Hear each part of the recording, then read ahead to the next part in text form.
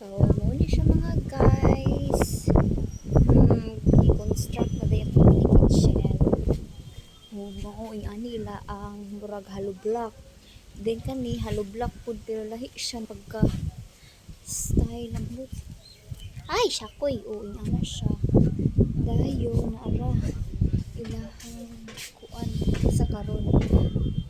Sa karon na adlaw mo nilahang na trabaho.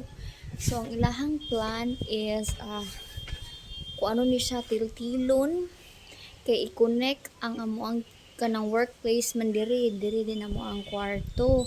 So, kani siya kung anong tiltilon i-supply diri. So, kani siya ang space sa kitchen. Mag-rock diya siya guys. Diba? So, dira dito ang kaning lababo. Diri dayon ang lutuanan.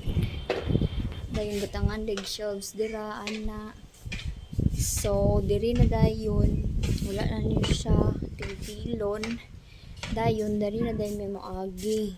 Kay mao man ni siya ang workplace namo. So diretso na siya. Pag kuan ani pag tiltil so connect na siya. Diya na dayon amo ang paggawa sa kwarto diretso na isa na lang siya ka door. So, muna siya. So, mauto. Karon ulan na sad. Ay, nako.